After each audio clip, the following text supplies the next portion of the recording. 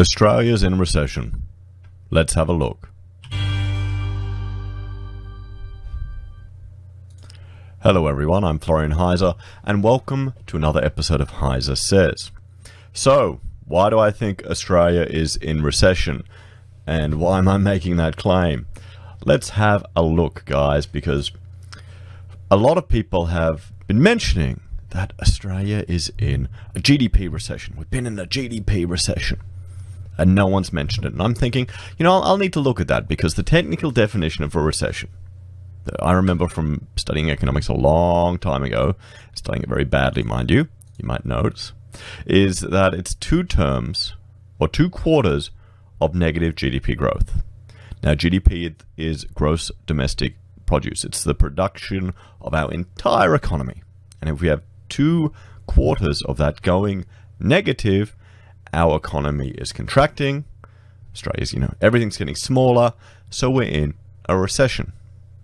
Now, we're not technically in a recession, but I would argue that maybe that approach to measuring it, or that technical term, needs to be revised, because I would say we're definitely in a recession. We've got evidence now that we have been after the last 2 quarters, and allowing people, declaring that publicly, it may sound bad, it may destroy consumer confidence, but as I'll bring that up right now, our consumer confidence and business confidence is already low. Business confidence, you can see the green line, it's heading down. Consumer confidence is at -10. If you have a look from about 2018, it's kind of been heading down. It's just been going straight down from there. And the little blip in business confidence, I think, was the election result. But why would you want your leaders to say that we've got a recession? Why are you spreading fake news, Florian? Fake news. Because that will allow action to occur.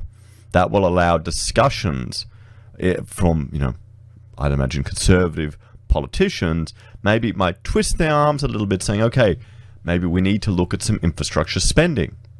Because if they don't start stimulating the economy, if the government doesn't step in and show some leadership to stimulate the economy, I'm terrified that the RBA is going to start doing QE. Start flooding the market, buying bonds, getting money out there, and we'll all lose value. And how's that going to work? So let's read through this article and discuss a few things. So, the reason why our economy is weak. One set of statistics shows what's going on with the Australian economy, but no one is talking about it. Here's what's really going on. So you can see here, this is changes to GDP per capita. Now that's per person. Now, if we want to look at GDP per capita, hang on, I will just type this in. Sorry guys, I'm a bit unorganized. Per capita, we'll just type it in here, and we can see here,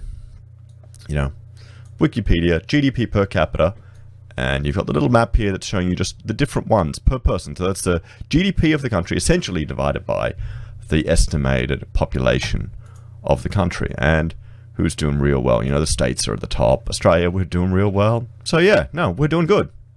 But it's declining. And that's a way to measure, I'd argue that's a sign that we're in recession. So you can see right here, for the last 2 quarters, it's gone down.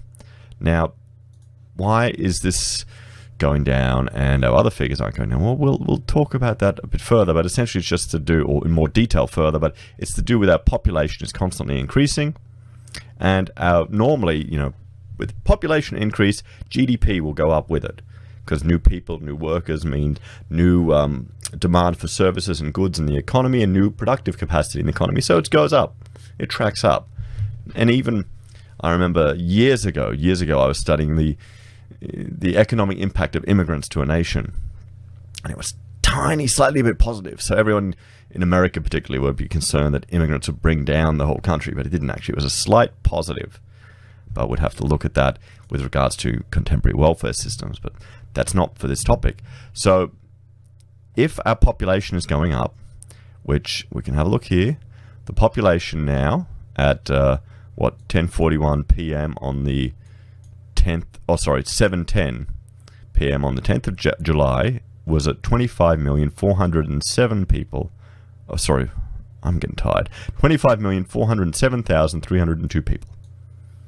And one birth every 1 minute 40 seconds, one death every 3 minutes 19 seconds, one person arriving to live in Australia every 56 seconds, one Australian resident leaving to live overseas every 1 minute 53 seconds. So it's a total increase of one person in our country every 1 minute and 13 seconds. So that's the rate that our population is growing. It's done. So if our GDP is actually decreasing, even with that rate of one person every minute? Did I say that? Was it every minute? Yeah, we'll round it out every minute. One person every minute. That shows you that our economy is actually shrinking. And we've had 2 quarters now of where it's shrunk. So, what would you say? Does it feel like we're in recession, guys? Let me know in the comments what you think.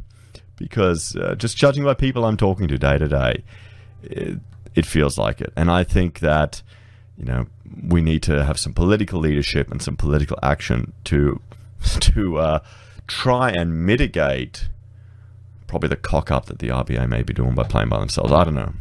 So, almost everyone these days appears to be talking about how bad the economy is doing. Businesses, unions, even the Reserve Bank have noted that the economy seems to be faltering. It is clear our economy is neither robust nor in good health. This situation threatens the strength of our communities and our ability to continue to lift living standards.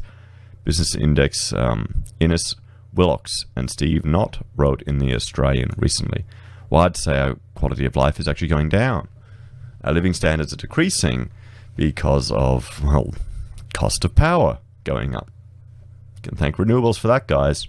You can thank renewables for that. Did anyone else read in the paper or hear on the news about old people suffering because they just couldn't afford to heat their homes? Or Canberra, people are putting bubble wrap on windows because they can't afford to turn the heat on. This is Australia. This isn't some 80s Soviet bloc country. This is Australia. I mean, damn. So Reserve Bank Governor Philip Lowe has also pointed to the spare capacity in the economy and has urged the Morrison government to look at things like infrastructure spending and other policies to help businesses grow, innovate, and employ more people. Now, this is an interesting term here, spare capacity. Excuse me, I need to have a coffee. That's good.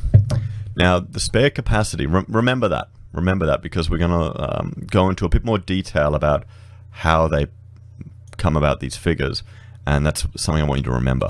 But notice how he's arguing for infrastructure spending, because his capacity, monetary policy, and that's essentially manipulating the interest rates to affect the economy. He's got nothing left. He's got, we're 1% cash rate. He can probably cut it even lower, or even go into negative territory, and then even start putting more money out there. And so he's kind of at the end of his capacity to have any effect. And the problem is, and I'll just put you right back here to consumer confidence, it's heading down. It's heading down. So it all lines up with the fact that we actually are in a recession. But what does all this really mean, and how does it affect you? This is what's going on. So let's have a look. Signs that something isn't right. While many were happy with the decision to lower interest rates, the RBA decision was actually a warning sign. As the RBA governor made clear, the decision was made to support employment growth and provide greater confidence about inflation, which has not been rising as expected. Oh, yes, of course. Our inflation rate, too, and I'll bring that up, was at 0 the last quarter. I have to check what the latest figures are, but 0% inflation. So don't worry, they'll just print money and fix it.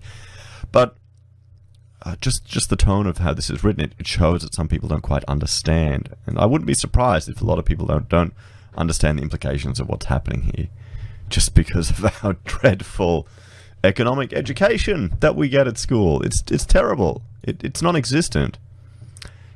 Inflation is basically how much consumers' goods and services like food, clothing, transportation, education, and services are increasing. It is measured in the Consumer Price Index, which is currently at 1.3%. While you may think that lower inflation is good because that means the prices of things like bread aren't rising that fast, but if it's not increasing enough, this also means things like wages aren't going up, and wages have not increased in a while. And there's some other factors at play there too. I think a lot of it is to do with offshore outsourcing. So, also, when inflation grows, that means long-term debt like your 25-year mortgage become easier to pay off. If your wages are increasing, the debt effectively becomes smaller compared to your income. Well, also your savings are worth less over time too, but that's just how it is. Victorian University Senior Research Fellow Dr. Janine Dixon agrees that something is not right with the economy and points to one statistic that hasn't received much attention.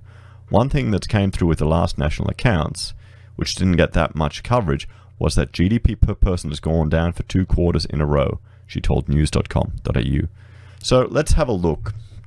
We'll just jump over here to and this is from the ABS. Now, this is freely available.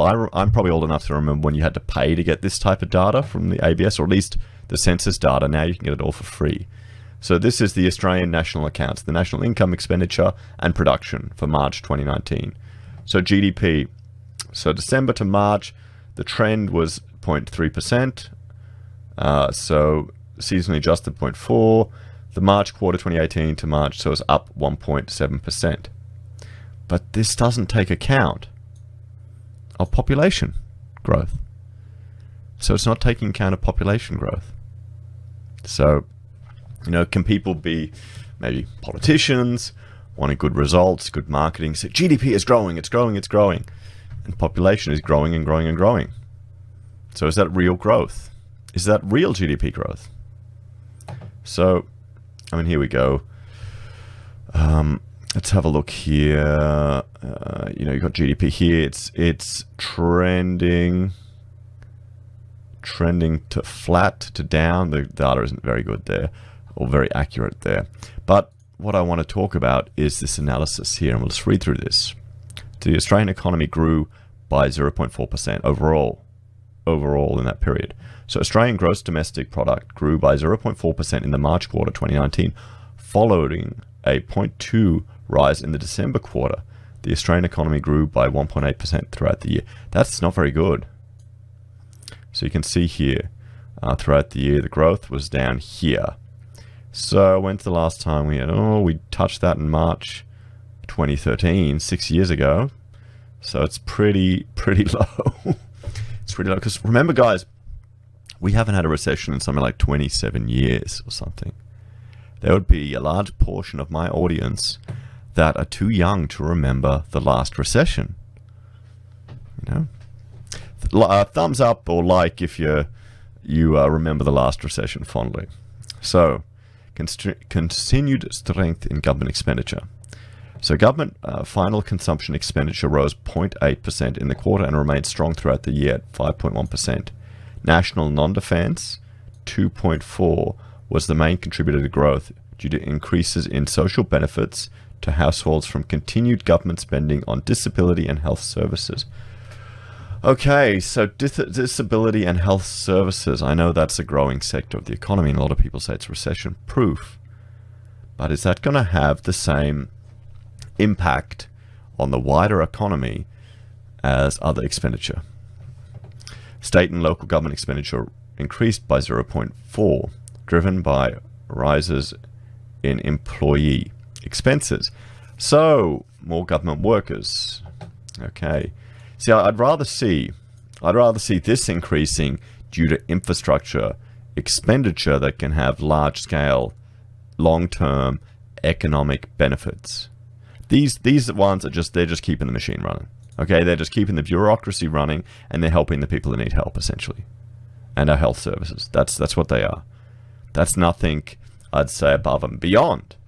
And we're getting at a point now where if the country's in a recession, maybe we need to start looking at these things.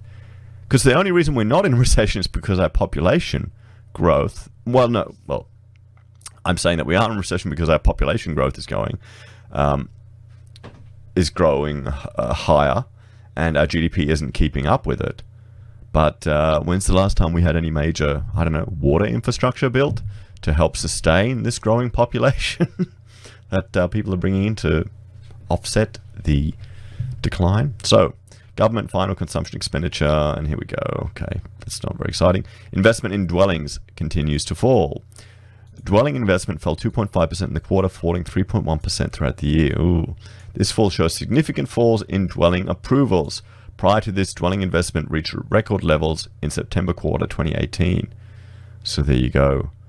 I can't say anyone who's been following the market at all, or just the construction industry at all, is going to be shocked at that. Steady growth in non-mining investment. So non-mining investment grew 2%, driven by broad-based investment in new buildings, particularly offices and accommodation buildings. Mining investment continues to decline, falling 1.8% in the quarter. So, okay. Isn't that, I'm assuming, correct me if I'm wrong here, guys, that, because I'm just thinking back when we did all the mining work, a lot of it was, yes, well, right there, pretty much. And a lot of it was in preparation to set up the mines, build and construct the mines. There's a lot of employment and flow through to the economy there. You know, a mine built in the Bowen Basin flew through to, there's several parties that went down the food chain to my little architectural practice, helped me establish my firm, helped me employ my first people, all these type of things. I don't get people who don't understand trickle-down economics, or don't think it works. You know, maybe they've just never... Maybe they've never just been an entrepreneur or stepped up and built something from nothing. Because then you'll see it happen. When you get that big first check, oh boy, it's a good feeling. Cash it's even better, but still. So, I'd be saying that even if mining, iron ore is going up and other things, which is fortunate at the moment. That's fantastic for the people that are working on the mines and the continued operations. Maybe it might encourage a little bit more exploration or investment in new infrastructure.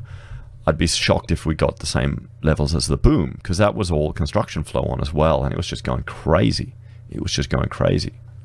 So household consumption slows. So household final consumption expenditure increases 0.3%. with through-the-year growth moderating to 1.8. Household reduced discretionary spending, there you go, in particular on recreation and culture, hospitality, and furnishing and household equipment. What does that tell you right there? Okay, what do you cut? What do you cut when times get tough? Recreation, yep. Culture, yep. Hospitality, furnishings, household equipment. There you go. That's what you cut. So, household final expenditure. There you go. It's heading down. Household savings ratio increased. So, the household savings ratio rose to 2.8, with growth in household disposable income outpacing subdued growth in household spending. Well, there you go. How can people not think we're in a recession if everything is showing you that people are losing confidence, that inflation is low, that GDP per capita has gone down for 2 quarters. We've got 2 quarters now, and people are cutting all the bloody discretionary spending, and now they're improving their savings. In Australia, people are saving. So the growth in gross disposable income was primarily driven by continued growth in compensation to employees, so wages. Non-life insurance claims continue to contribute to household income following a significant rise in the December quarter. These insurance claims are related to recent natural disaster events, namely the Sydney hailstorms in December quarter and Queensland floods in the March quarter. Is that savings? Should that even be savings? Or should that even be considered income? I don't know. That's essentially using an insurance disaster and a middleman to kind of liquefy a damaged asset, turn it into cash, I guess. So I'd like to see this analysis done with that data removed, because that's an exceptional circumstance, But then again, I guess when people get a windfall like that, that'll show you how they're going to treat it too. So, what else do we have here? We've got the production chain volumes, and I want to go one more thing, is the we'll go here just to explain the analysis from the national accounts and GDP per capita. So, well, read here. Australia has had sustained economic growth for the past 27 years and is currently experiencing solid labour market growth as measured by employment, in contrast to subdued gross domestic product growth. This article examines the analytical series in the national accounts by describing different measures to determine best use for analytical purposes, particularly the usefulness in analysing the cost of labour relative to growth in income. But what I want to focus on here, and I'll link to this, guys. You can find this if you want to go through it in any detail. Just here, the GDP per capita slows over the past four quarters, and this section here. So, GDP is the measure of the value added generated in Australia through the production of goods and services in a quarter, which is equivalent to the income earned from that production. So GDP per capita is defined as real GDP per capita equals GDP chain volume measure over the estimated residential population of Australia. Okay, and what's this one? The GDP chain volume measure. Where GDP chain volume measure reflects the total production generated by economic activity in Australia, and the estimated residential population is the official measure of Australia's residential population. We've got that. So the chain volume measure reflects the total production generated by economic activity in Australia divided by our population. Okay? So you can see that it's going down. It's gone down.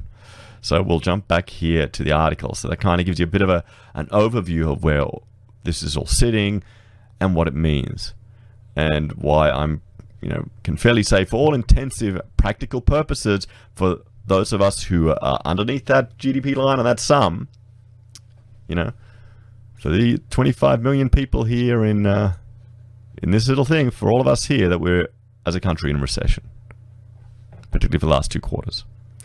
So this means Australia's economy is technically in a recession on a per capita basis.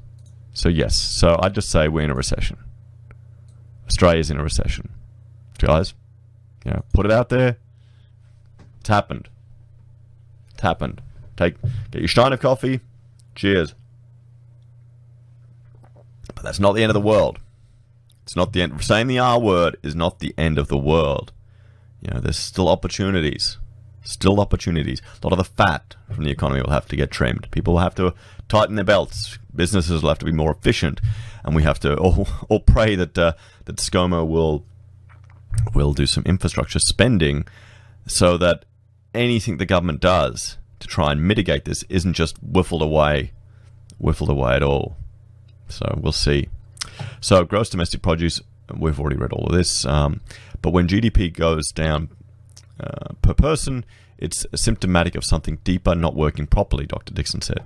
The decline in GDP per person, also referred to as GDP per capita, combined with weak growth in wages and CPI, points to weak growth. Dr. Dixon believes the problem is related to low productivity.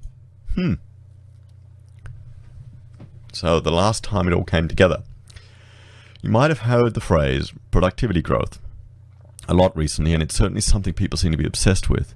The easiest way to illustrate its importance is to think about the last time Australia had a big surge in growth. Dr. Dixon said it came in the 1990s, when things really came together with harnessing the power of computing. Remember that? Yes, that's right. Think of how effective communications have become thanks to things like personal computers, email, and mobile phones. Over time, human endeavour has found ways of producing more output with the same or fewer resources through labour or capital, Dr. Dixon said. She said, Australia has experienced low productivity growth for the last 1 to 2 decades, and this is because we have not been making good use of the resources we have. Well, no, we haven't. I mean, let's just have a look here at my favourite website, our economic complexity. I mean, if you compare it to other nations in the world, if you compare it to how we were years ago, we have gone down. Okay, we're now at 59th. We've gone down over the last 20 years. Okay, definitely. So someone's gain is another loss. As you can imagine, it's not easy to rustle up a technological revolution, and maybe that's not much we can do to force this. Well, no, not at all. Not at all. Claims that Australia is an innovation nation. I don't get it. I mean, we'll jump back here. Look at our main exports. It's iron ore.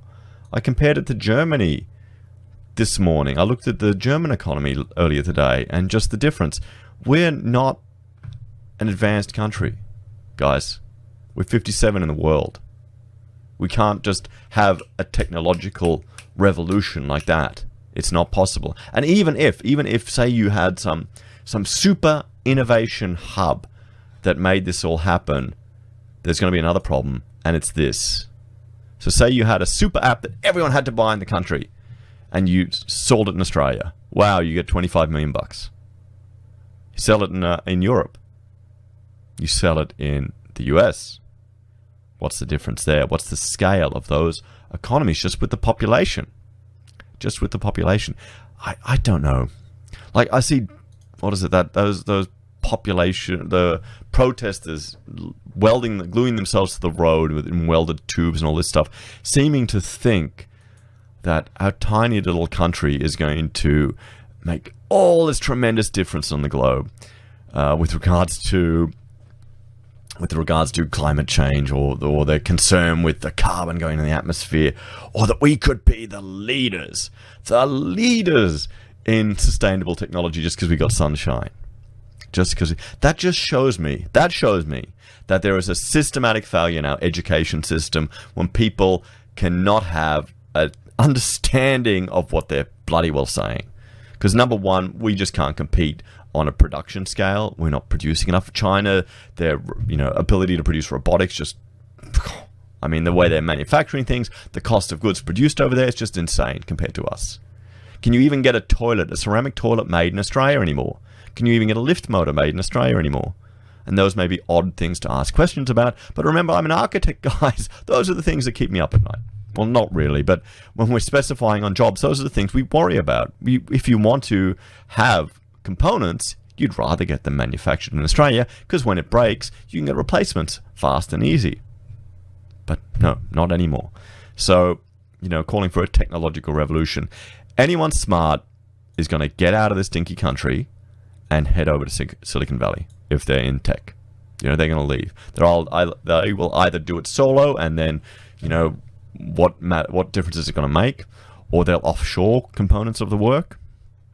I mean, there you go. So, back to the article. Dr. Dixon said research and development spending had not been that strong in Australia, but the country did not necessarily have to create its own innovations. It could also be open to adopting other countries' technologies. Okay. The problem is our cost of labor is too high. We can adopt other countries' technologies, buy them off them, pay them a royalty, say some of China's innovations, for argument's sake. But our cost of labor is going to be high, so we can't compete with regards to that on a global scale. Is it? I don't know. Am I only seeing this?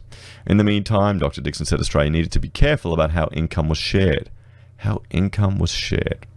If output is growing strongly, then there's more for everyone, so it doesn't matter if someone is getting more, she said. But if it's not growing strongly, then someone's gain is at the loss of other parts of society. Oh boy. What the hell am I just reading?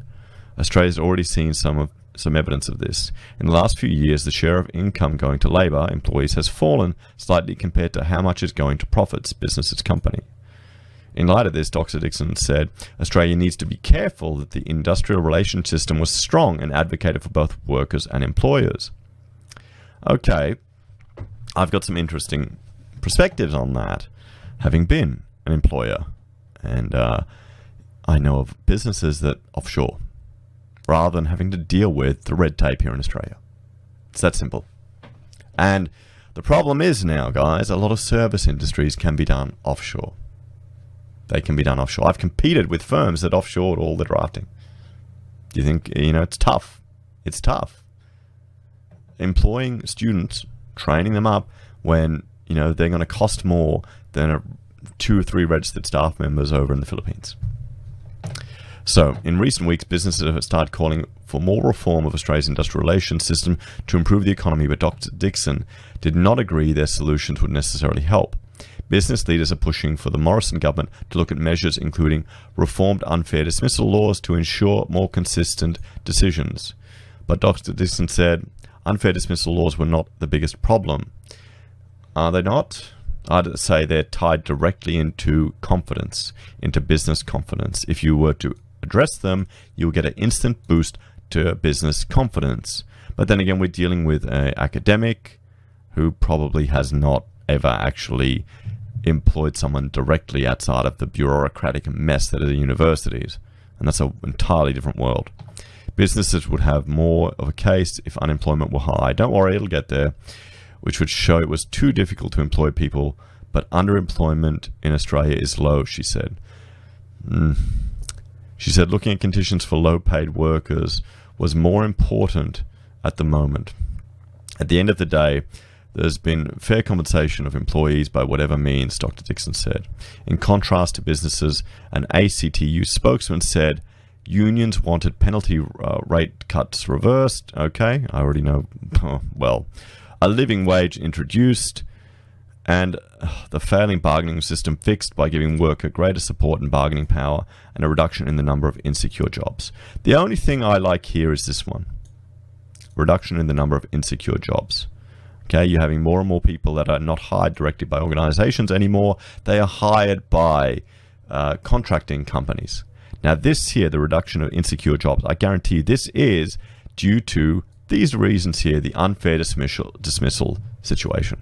That's what it is. That's why it's happening.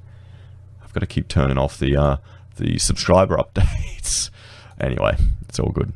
So, while Dr. Dixon said things could be better, it was important not to confuse the lack of growth with thinking that meant wages were too low. Australia is a high-income country. We're also a high-cost country. If we take a broad perspective, it's not all doom and gloom, but the truth is the economy has been weak and various statistics have covered that up. Yes, we haven't had a recession for 27 years. That's unprecedented and unusual in the Western world. Yeah, we have not had a recession for 27 years. There's one more thing I want to look at here, and this is back to here. So, interpreting changes in this measure, and this is the real GDP per capita, will determine if Australia has the productive capacity to meet the needs of its population growth. Negative movement indicates the population growth is outpacing economic growth, and hence spare capacity might exist in the economy, whereas a positive movement indicates that productive capacity is being met. So this is where our governor is talking about spare capacity. Spare capacity in the economy, as he mentioned up here, and I asked you to remember that at the beginning of this video. Spare capacity, because he also mentioned it in his recent speech. So guys, what do you reckon? Do you think we're in a recession? I think we are. Let me know what you think in the comments. If you were running the show, if you were the Reserve Bank governor, what would you do? If you were, Scotty, ScoMo, what would you do? What suggestions would you make? And as a viewer here, how are you reaching out to your politicians that have the influence to do that, hopefully? How are you reaching out? What would you suggest? Anyway, guys, thanks for joining me for this episode. Please like, share, and subscribe.